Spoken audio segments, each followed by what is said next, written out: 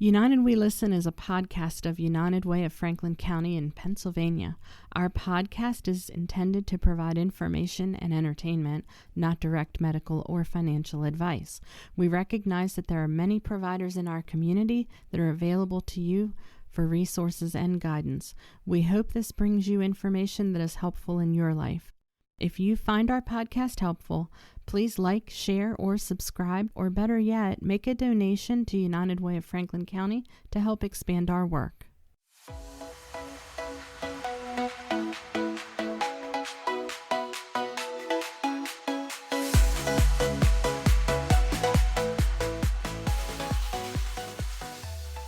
Welcome to United We Listen, a new podcast by United Way of Franklin County, located in beautiful South Central Pennsylvania, bringing you into the heart of our community's most pressing issues to provide a place where together we can really tune in and listen to people. I'm Amy Hicks. And I'm Kelly Fraser. Each episode, we're here to connect, listen, and learn alongside you. We'll explore topics like early education, health, and economic realities, all through the lens of those closest to the issues. We'll hear from local experts and change makers who are working to make a difference right here in Franklin County. Join us as we dig deep into important conversations, because when we listen, we grow stronger together.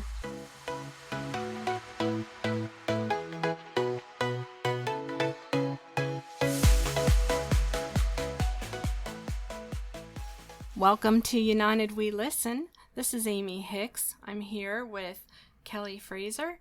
We're with United Way, and we do this podcast as a chance to bring some of the knowledge from our community forward and make it accessible for all of us. I'm here with First Ed Credit Union, and representing we have Kelly Childress, who is CEO of the credit union, and Doug Harmon, who is Business Development Manager. Doug, thank you. I needed a little help there. I've known Doug for a long time. And she still invited me. And I brought him back anyway. But we're really glad to have you all here. Thank you so much for spending some time with us. And the reason we're here is we want to talk a little bit about savings and credit, because it's so crucial in today's world to accomplish both. It's also so difficult in today's world to establish good credit and build savings. So this is why we need this conversation so much. So again, thank you. We appreciate you all being here. Sure. Well, thank you for having us. We appreciate it. Yeah. So now, before we talk too much about the topic, one of the questions in the back of my mind, I always want to ask, exactly what is a credit union? What sets that apart? I think probably one of the biggest differences between a credit union and a bank is credit unions are owned by their members, the customers. We call them members of credit unions. At our credit union, you open up a savings account with $5, and that gives you membership, that gives you ownership, and it allows you to take advantage of all of our products and services. We do not pay a board of directors. They're volunteers. So any profits we make goes back to the members in the form of better loan rates, better deposit rates, and lower fees. Neat. That's very nice. I would like to describe it as what we call a not for what? Not for profit cooperative. So you can compare it to being a member of at the Y. You can compare it to Adams Co-op, where members have say in the decision-making process that happens. Basically, it's $5 to become a member of the credit union, a First Ed credit union. Doesn't seem bad. No. Gym membership tends to be a bit more than that. Yeah. Now, and First Ed, do you have to be a teacher? No, you do not. We were formerly known as Franklin County Teachers Credit Union. The reason we changed our name in 2010 is because we're not just for teachers. We're for any school district employees that works in the areas that we serve, but we also serve businesses outside of the school districts. So the ed is short for education, and now education is obviously at the forefront of our mission, if you will. We want to offer complimentary financial literacy education to any organization that's interested in hearing about it. Very good. Well, that's why we're here, right? Yes. Kelly, what brought you into the credit union world and the things you're doing? So I did not go to school to be a banker, but it just kind of happened that way. I started my career in banking at a bank, and then transitioned to a credit union. And this is my third credit union that I've worked at. I love credit unions. I will never go back to working at a bank because I believe in credit unions. It's about helping people, and that's what we do. If somebody comes in and they need help and they need that one-on-one attention, we're there to give it to them. We know most of our members by their name. Like Doug mentioned, we do a lot of financial education in the community at the schools. So it's just, I believe in it, and I'm excited to be a part of the credit union movement. Right. Some of the organizations that we've been able to help out would be United Way. Of course, we gave a presentation here. Mental Health Association of Franklin and Fulton County, the Office of Aging for Franklin County, where we do the senior centers around Franklin County. And to the east of us, we've begun a partnership with the ARC of York and Adams counties as well. Wow, it's a broad range. Yes. So now, Doug, how'd you wind up working in the credit union world? I don't want to say I fell into it, but I did fall into it. So, of course, a lot of people know that I was working for Dave Shimona at the Chamber of Commerce for 12, 13 years. He retired, and then I didn't retire, but worked for a couple different places. And I was working for a local restaurant group when Tony Diffenderfer came in for lunch, and we just kind of got to talking, and she said, "Hey, we're thinking about hiring for a business development manager. What do you think?" And I'm like, that's funny because my job description just changed, and I don't feel like working in a kitchen anymore, even though I love cooking, but that time has passed me by. So Kelly and I met. We met a few times, and we hit it off. And here we are 18 months later. Gotcha. And I think the entire time I've known you, in one way or another, you have been doing business development. So this makes perfect sense. It's a really great organization to work for. Working for Kelly, working with Kelly. It's a family. It really is. I mean, it's a cliche. Some people will say wherever you work, but it really is. I mean, I've grown to admire her and respect her. A lot of the individuals who work there, so they truly mean what they say. That's awesome. Yeah. And again, we're glad you're here because we've got a topic to cover that can be tough. Yes. So where do we get started? How do you even get started with the process of saving if it's not something you have been thinking about before? I think what we tell members and people in the community and where we're doing the financial education, it's never too late to start. Maybe you were not good at saving when you were younger. That's okay. You need a starting point. Today, it's hard to save. We know that. Things are a lot more expensive. But I think if you set goals and keep those goals in mind, but you also have to learn that there may be certain things in your budget that you have today that aren't necessities. Some things are wants, and maybe you need to look at cutting those out of the budget. You can certainly say one of the things that you can do is how can you live realistically is cut the fat from your budget.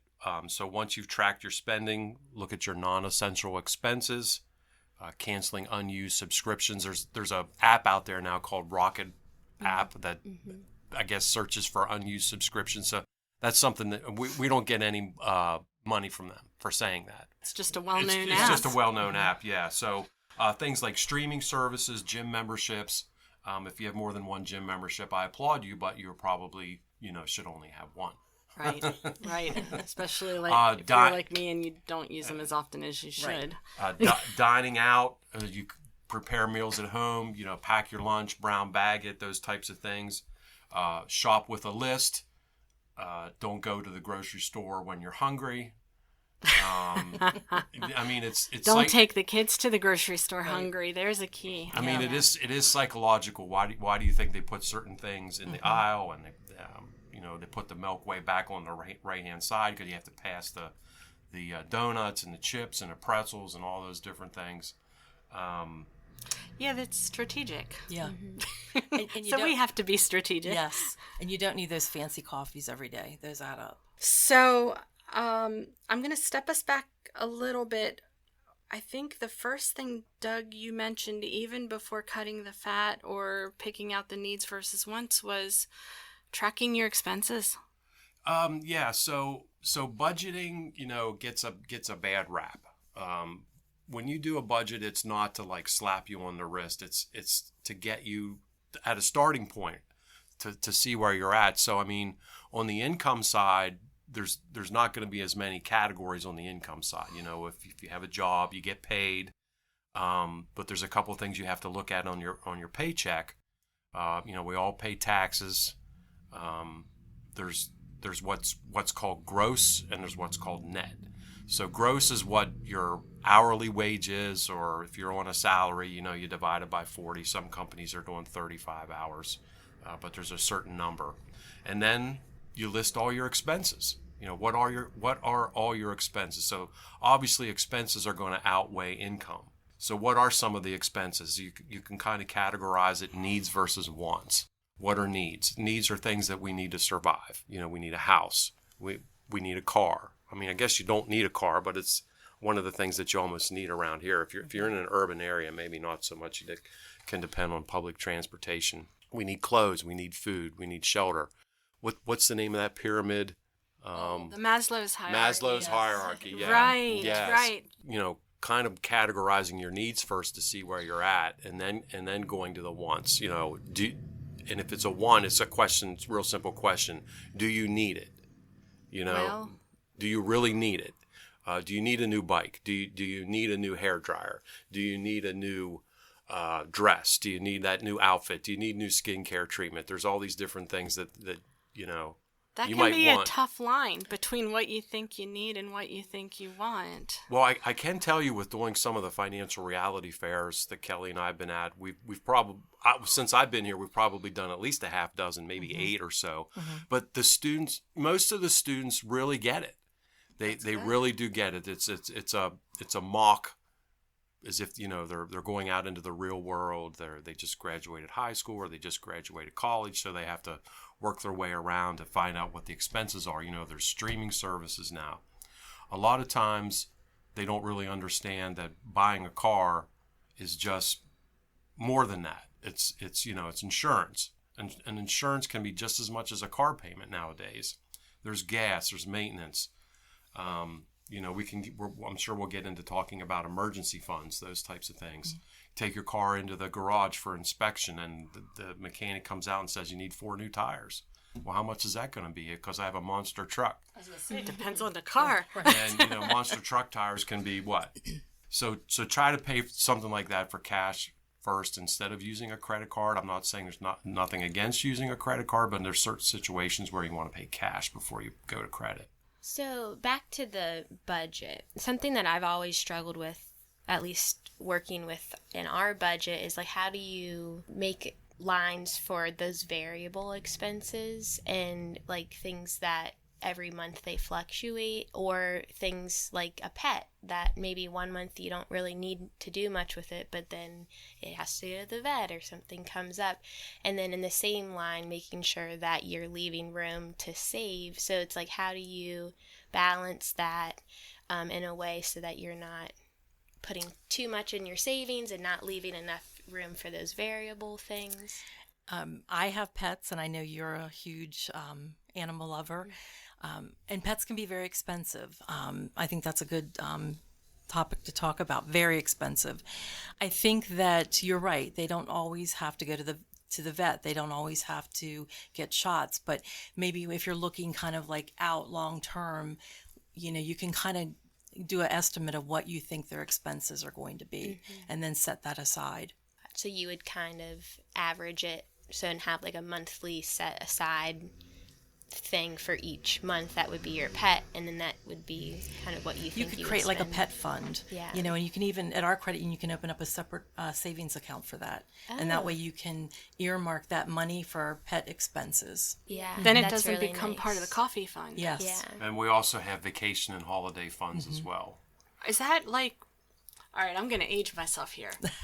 But I used to have a Christmas club. That's what that is. Yeah. Okay, so how does that work? So you can put money into that account. You can put whatever you want into that account. And then in October, we do a payout. So every year in October, whatever you've saved for that year for Christmas club, you'll get a payout. You'll like get a check. A check. Mm-hmm. Nice. And I remember I'd put maybe $10 a paycheck Yeah. in the Christmas club, and then in October I'd get a decent check. Right. And that money helped. just sits there and you don't touch it. And we encourage members, don't touch it. Let it sit there and earn interest and build up. And then in October, you'll have a nice little fund for Christmas shopping. Yeah. Now, here's a question. So let's say I start a Christmas club in February. And I'm doing great with my Christmas club until August, and then suddenly I have a car emergency. Am I able to draw from that? You are, yes. We know things happen, emergencies happen. So if you need to draw from that account, that absolutely you can do that. I just want to go back to the budgeting line item again here. I think it's important to know that you need to separate fixed costs from variable costs. What are some examples of variable costs? Your electric bill, your water bill, your sewer bill. Even though in the borough you kind of can count on, what the amount's going to be for some of those categories, but electric is probably going to be the most variable cost that you can have. And over time you can see, if you can go back and look and see, okay, you can average out what it was going to be if it was $100 in January and $200 in February and $300 in March. Well, that's 600 divided by 3, so that's a $200 average. And a lot of the electric companies today have like budget plans, so you can pay a fixed amount every month so that, you're not getting into summer months where you're using the air conditioning a lot more and Suddenly it hurts. Yeah, you have these $500 electric bills. Right. Yeah, that's a good strategy. So you mentioned like the savings account for pets and vacation. Are there any other tools that financial institutions offer to help with automating savings? So we do automatic transfers. So, a lot of people, they're busy with their everyday life. They forget, I need to move money. I get paid. I need to put that money into a savings account. The pay yourself first. That's the first thing you want to do when you get your paycheck. So we offer automatic savings. So you just set it up. And then every time you're paid, the money automatically transfers to your savings account. You don't have to worry about it. Can we go back to that pay yourself first? What does that mean? Basically what that means is when you get paid, before you pay anything else, before you pay your mortgage or your rent or your car payment or your insurance or utility bills, pay yourself first. Set money aside into your savings account. And that way you're guaranteed that you're saving that money every paycheck. Gotcha. That way, when I've paid all my other bills, I'm not tempted to go out and buy that new pair of shoes before I've put money in savings. Yes. And you can do that manually in our app. Our app is called Smart Wallet. You don't have to call the bank. You don't have to go online. You just download the app. There's a process to identify you and put your account number in and things like that. But it's real simple. You go to the transfer page, transfer $300 from savings to checking, immediately. So you can also do it manually in the app. Got it. Makes it easy. And all these tools are free. We don't charge. They're just part of the account. Okay. Again, opening that membership with $5 gives you access to all of those resources. Now, let's say I'm building my savings account and I've not saved before. How much do I really need to put back? I'd say that the number to shoot for is 10%. Yeah. 10% is typically the number that you want to shoot for. So 10% of what? 10% of what your net would be. For the year? Or for the month, or for each, whatever period, for the I guess. year, yeah. Or each paycheck. Each paycheck. If you get paid every 2 weeks, you can just say 10% of that. Automatically comes out. And then at some point you'll be like, well, this is the amount I'm dealing with every month. Yeah. Okay. And if you have to dip into savings, at least you have, it's peace of mind, really. Nothing better, not a better thing I could say than there's nothing better than peace of mind. Financially, your health, your family. Right, knowing it's there. Knowing it's in there. Case. Yeah, in case. And that 10%'s relatively easy because, like, if, let's say, I've got $400, I'm just going to, the 10%'s just 40. So it's an easy calculation that I can run. And good. I like that. Or you can also put, if you're lucky enough to work for an employer that offers a 401k like we have, I have 5%. Every paycheck.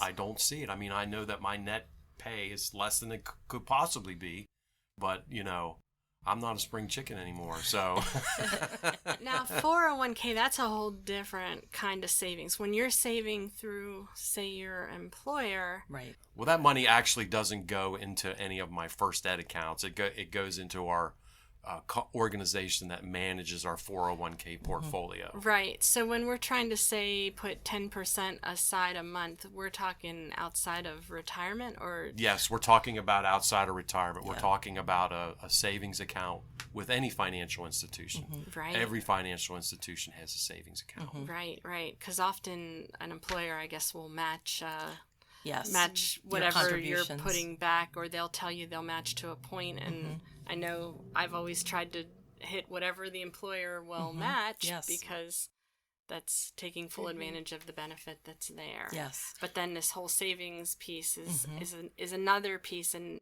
You know the saying, out of sight, out of mind? right. It's really true. Because If there's one thing that I could do looking back, if I could be a younger Doug, what I would do is I would start saving in my 20s instead of I started in my 30s. gotcha. So that's 10 years that I missed out on.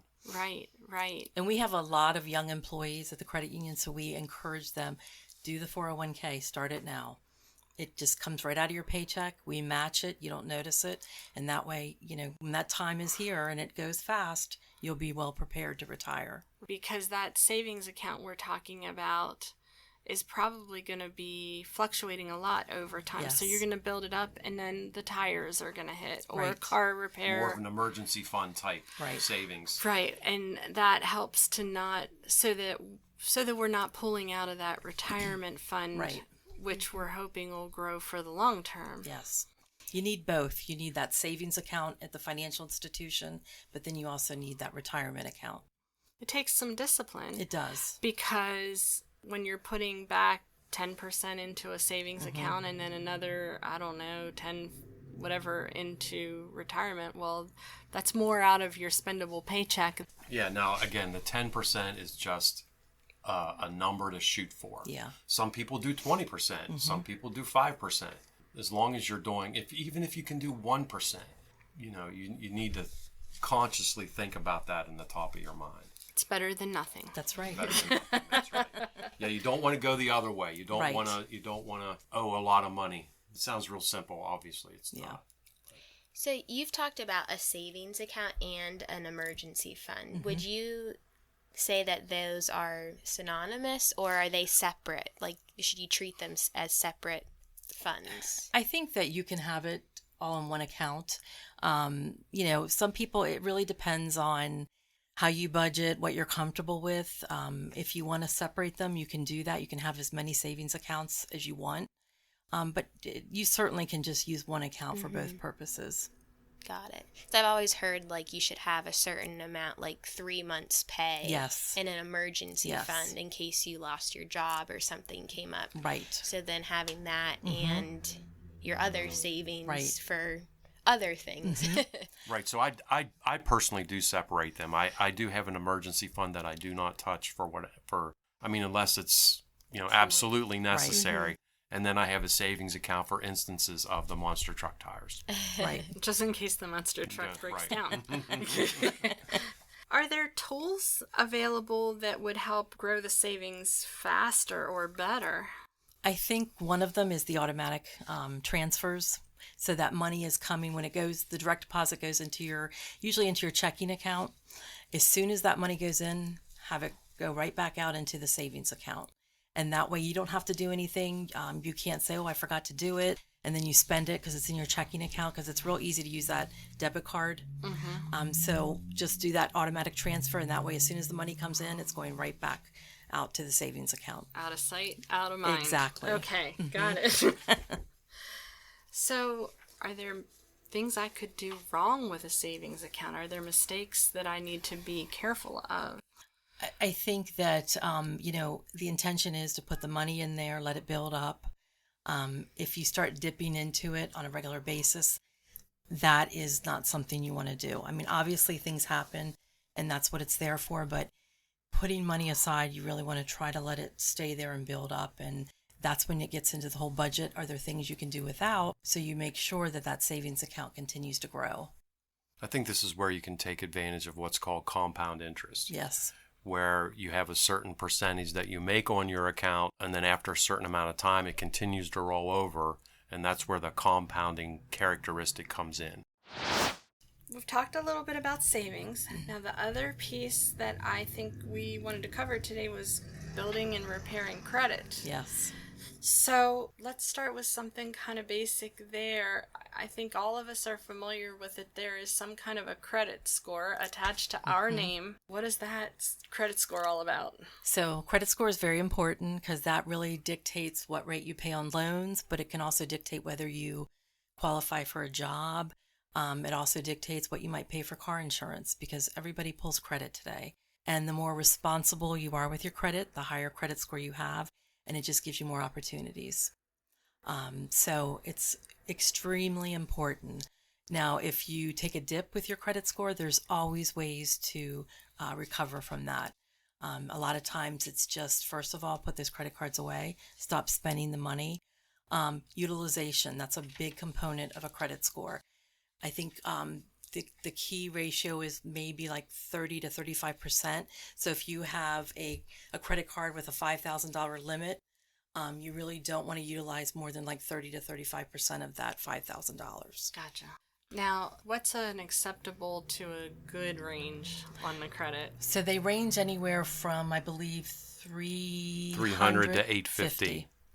Okay. So you really want to be at least 700 or higher. We don't see a lot of 850s. That's a really high number. It's great to shoot for that. But typically, if you're 700 or above, you're going to get a premier rate, a really good interest rate.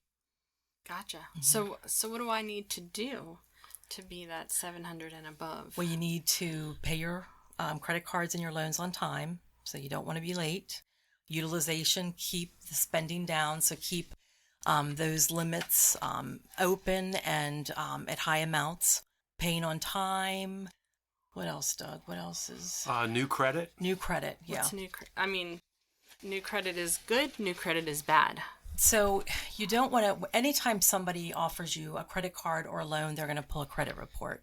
They're going to go either to one of the 3 credit bureaus to check your credit. Those are called hard inquiries. You don't want to have too many of those in a short period of time because that can really bring your credit score down. Gotcha. So that's, I would imagine, like when you're getting your first apartment, you're buying your first house, those are danger points for that kind of thing. They can be, but if a lender looks to see, okay, you were in the process of buying a home and there may be 3 mortgage companies that pulled your credit, it's explainable, so it may not have as much of a negative effect as if you were going out to all different kinds of credit card companies trying to get a credit card. So there's kind of a breakdown on how your credit score is determined. So, and Kelly mentioned most of them, but I have a breakdown here. Payment history is 35%. Amounts owed, which is the utilization she mentioned, is 30%. For example, if you have a credit card with a $10,000 limit and a balance of $3,000, your utilization is 30%. Okay. Length of your credit history. Yeah. 15%. New credit, which we just talked about, 10%. And then credit mix, credit card, automobile installment loan, mortgage. So that adds up to 100. Mm-hmm. Now let's say I am just getting started. I've been here recently with my kids, trying to establish credit. You know, they're just through college and getting out there on their own. What are the things that I can do to establish credit? So best thing to do is to get them a small credit card. We do a lot of $500 credit cards for young people. And you want them to use it and pay it off because that starts to show a history. And that way when they go to buy their first car, they have some history established. It's really hard to buy a car when you've never had any credit because we're going to pull a credit report and we're not going to see anything on the credit report. So we have nothing to base it on. They might have a high credit score, but we call those false highs because there's nothing to base it on. So, you know, a lot of times people say, oh, I don't want a credit card. Credit cards are not bad. They're a necessity as long as you use them responsibly. One of the things I could also add is that someone who's trying to improve their credit or just starting out would be to become an authorized user on a family member's account. That can also help build the credit score as well. Do you have any idea how young an authorized user can be? Like, I'm wondering if a 16-year-old could be... I think you can, as an authorized user. You can't actually have your own credit card till you're 18. Okay. Yeah. What I would say you don't want to do, and I know, speaking personally, when I was in college, everybody was after me to get a credit card. And unfortunately, a lot of people take advantage of that. So by the time they graduate, they are so much in debt with credit cards. So along with the student loan debt. Yeah, along with the student loan. So you really want to be careful with that, because they will try to solicit you all different types of credit card companies when you're in school to get a credit card. And just to make the audience aware, to talk a little bit more about that, is we do offer 5 $1,500 scholarships for graduating seniors within our footprint, which is from Fulton County, Franklin, Adams, and West York, and a little bit of Cumberland. And then we also do a credit line student loan for $15,000. So we call that kind of a gap loan, where let's say a student is arriving at campus and they haven't gotten their FAFSA money, or they haven't got their student loan money yet.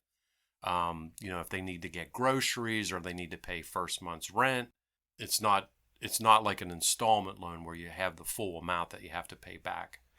You can take as much as you want up to that amount at a pretty good rate. Yeah, it's a line of credit, so you can use it as you need it. Now, is that available for any student, like a non-traditional student as well, or is that geared really for your high school graduate? That's for like traditional 4-year colleges. Gotcha.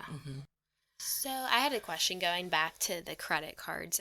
For someone that's looking to open a credit card, how do they evaluate the different options? Because there's so many out there, and it's a little overwhelming with the rates and the benefits, and what should they be? Yeah. What should you really be looking for, and what's important, and maybe what's kind of not so important? I would say importance a lot of times depends on where you are in life. If you're a little bit older and well established, interest rate's important, but if you pay off that card every month, then it may not be as important as like reward points. But definitely interest rate is something you want to look at. Fees. A lot of times credit card companies have hidden fees and you don't realize, and they start charging you for everything. And we don't charge any fees on our credit cards. But interest rate, fees are probably the most important. And then the rewards program. We do cashback rewards. We do rewards for gift cards. We do rewards for gas. And a lot of people, if you are disciplined enough to use that credit card for all your monthly expenses and pay it off every month, you can really benefit from those reward points. We have a whole system because we have a couple different cards. So this is our grocery one because it has the best, and then this one's the best for gas. So you just have to be very disciplined, though, that you're going to pay that card off every month. So that's looking at the student and getting started. Now, what if I've been using credit for a little while, and maybe I've had a few bumps along the way and my credit's not so good? How do I recover my credit? I think, you're allowed to do one free credit report a year, so that's really important. You want to be checking that credit, not just to see if you've had any bumps in the roads, but also to make sure there's not been any fraud, because that's a big thing right now, fraud with credit. But if you find that you're having some challenges, look at that credit report, just see what you can do. Can you start making, smaller payments, maybe for time being, pay whatever you can. You just don't want to miss payments. You can also work with financial institutions. A lot of times, if you come in, we pull your credit, we'll sit down with you. Identify the problem. Yeah, identify the problem. Is it high credit card balances? Find out what the problem is. Yeah. It's almost like, having a board meeting at United Way. What's the problem? We need to solve this problem. How are we going to do that? And a lot of times what we can do is take your credit cards and roll them into one loan. The interest rate may be lower, but you're going to have one payment versus maybe 5 payments. For a lot of people, that's peace of mind, and it's much easier to manage. And the interest rate might be lower The interest to rate boot. probably will be lower, yes. Okay.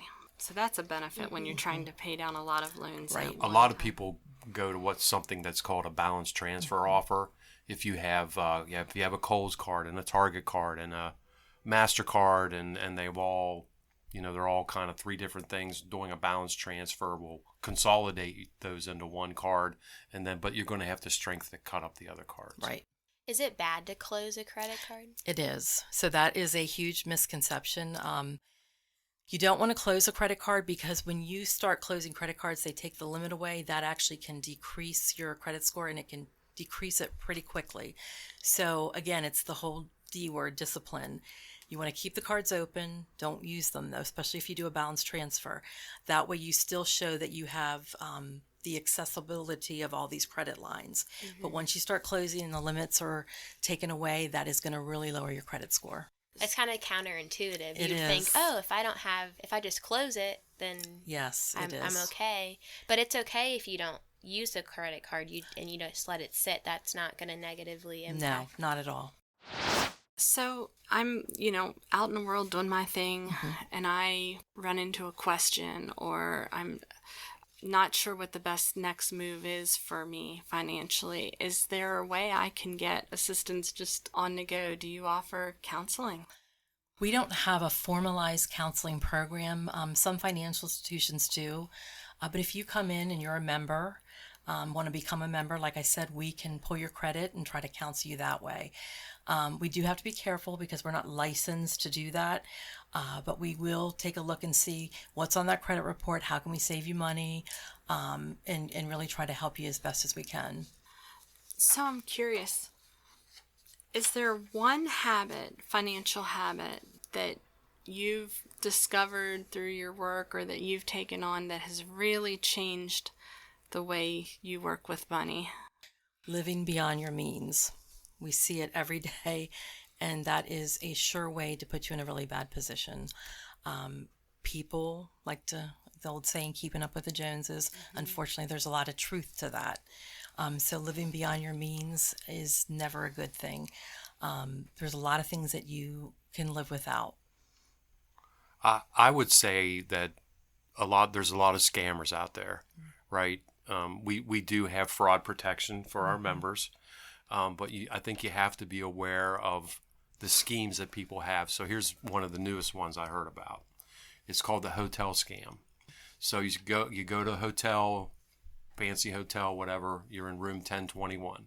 Scammer calls the front desk. Give me room 1021 randomly. Just picks a number.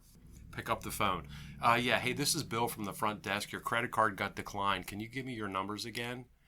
So that's a real thing that's happening right now, along with all the turnpike texts that you get. And, so if you're getting the calls and you're getting the texts and you're unsure, don't follow through. Call your financial institution and ask them if they tried to contact you. As far as the hotel scam goes, just hang up and call the front desk back. Or walk down. Yeah. Sometimes there's on these phones, if it's a call from the front desk, there's a little red light that'll light up, or there's a light that'll light up, or it'll tell you it's the front desk. If it's an outside line, then that light won't light up. So there's a couple things that you can do to watch that. It's good to know. We always tell our members, though, if you receive a phone call, an email, a text, and you're not sure, and your gut tells you this just doesn't seem right, call us. Call the credit union, and we'll tell you whether it was legitimate or not. Because unfortunately, we have instances where people get scammed, and it's after the fact, and then there's really nothing you can do about it. Yeah, the money's gone. The money's gone. Yeah. And sometimes in large amounts, I would imagine. Very large amounts. If you could give one piece of advice to somebody listening, what would it be? Start saving immediately. Yes. Well, that is between two of you. Yes. One piece Yes. of advice. Yes. Especially if you're working for an employer that offers a retirement plan and you're young, start right away. Another thing to take advantage of would be what we call tuition reimbursement. If you're if you're going on to secondary college, trade school, a lot of organizations do offer tuition reimbursement kind of after the fact. For sometimes you have to prove that you got a good grade, and then they'll take care of the bill 80% or whatever. But in these financial reality fairs that we're talking to the students, obviously they're not even thinking about retirement because it's way down the road, and why should they be thinking about it? But It comes. It does. It comes fast. But here's some good news for students and parents. 2023, the Pennsylvania State Legislature passed Act 35. Act 35 is going to require a personal financial responsibility class to actually be taken towards graduation. If that class is not passed, then the student will not graduate. We've currently been reaching out to local school districts to offer assistance with that, and we've actually heard back from a couple. But again, in going to the schools and talking to the students, also another shout out to Junior Achievement. Junior Achievement is a really good organization. They do Budget Builder, they do Price is Right, they do all these fun games that, let's face it, talking about your finances can be daunting. It's private for a lot of people. They don't want to talk about it, but I feel like this is the next paradigm shift, because mental health came out of the shadows because of COVID-19. So I think that financial worry is going to come out of the shadows. I have no doubt. Doug, Junior Achievement, how does a family connect with that? What is that? Junior Achievement of South Central Pennsylvania is an organization that provides materials to school districts, and they're always looking for a bunch of volunteers. They actually go into the schools. They provide things like I said, Budget Builder, which is like a 3-hour session, kind of like the financial reality fairs that we were talking about. Takes them through buying a car, buying a house, variable costs, fixed costs. So the kids are receiving it most likely. Well, may or may not have seen it come home. Yeah, I mean there are some who will chew their gum and put their earbuds in and not want to participate. But if they want to participate, we ask them to leave, because we don't want that to overshadow the kids who really want to learn about it. Gotcha. Yeah. And not to say that they get thrown away. Well, sometimes you have to be ready for it. Yeah. And it hits different people at different times. Yeah. I wish I had a crystal ball, but I do too. Or a time machine. Yeah. I'd go back. Financial trend. Is there a challenge or a trend do you see on the horizon? I think you mentioned like this out of COVID, if mental health was certainly maybe financial is on the back end of that. But what financial trends or challenges do you see at the top, and how do we prepare? I think what we're seeing a lot of is people living paycheck to paycheck. And I think a lot of that has to do with things are a lot more expensive today. People are living off of credit cards. Maybe in the past, going to the grocery store, they were not using credit cards to pay for groceries. Today they are using their credit card at the gas pump. It's great if you can do that, like I said earlier, and pay that off every month and take advantage of those reward points. But we're seeing a lot of people that it's the paycheck to paycheck and living off the credit cards. I would imagine things that were affordable for a family 2-3 years ago are not affordable. Are out of range now, and that's true for a lot of families. Yes. And so that's a tough. Are there some areas that are easier to pull back than others? Obviously, if you have a family of 4, that can be really costly at the grocery store. I think it's just maybe making cheaper meals. You don't have to have a real expensive meal every night. Don't eat out as much. Maybe that's a treat. Maybe that's done maybe a couple times a month. Fast food. I mean, I don't know if you've been to McDonald's lately, but it feels like it's tripled in price in the last year. They did keep their $5 meal. Okay, well. Is there anything we should have covered at this point that we have not? I just think I'd like to mention our app. It's called Smart Wallet, and to kind of go back to the budgeting piece, there's lots of different things that you can do with Smart Wallet. Just like you'll see with some of the high-profile banks, you can turn your card on or off. You can actually see where you're spending the most money. It can kind of help you budget within the app. There's a card feature for debit and credit, and it's free. Also would like to mention our partnership with the Chambersburg Area School District. A lot of people may not know that First Ed, Franklin County Teachers Credit Union, is founded in 1938 at Chambersburg Area Senior High School. We've been partnering with them obviously for a long time. At Franklin County Career and Technical Center, we actually have a student branch there where students, if they're interested, can learn more about how a branch runs. And we've gotten a lot of students who've become full-time employees over the years. The students actually run the branch at the school, so it's a really Great neat experience. program. It is, and we've been able to recruit them for employees at positions at the credit union. We have a marketing coordinator, and she worked at the student branch, and then when she graduated, went on and went to Wilson College, and then we got her right away after she graduated, and it's been a great partnership. Good recruitment ground. Yes.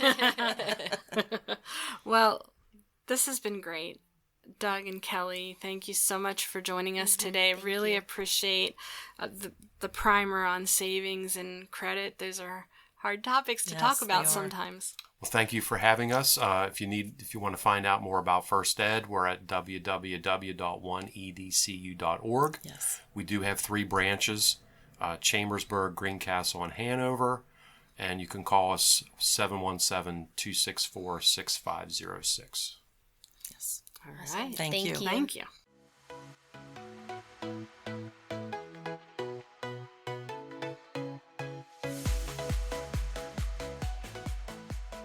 Thanks for tuning in to United We Listen. If you heard things today that make a difference in your life, or if you think will make a difference for our community, please consider making a donation to United Way of Franklin County. You can visit us on the website at www.uwfcpa.org. This podcast is for information and entertainment purposes. Before making financial or medical decisions, please consult a professional you trust. If you like our content, please like, share, or subscribe, or consider a donation to United Way of Franklin County. Look for a link to our website on the platform you are using to listen.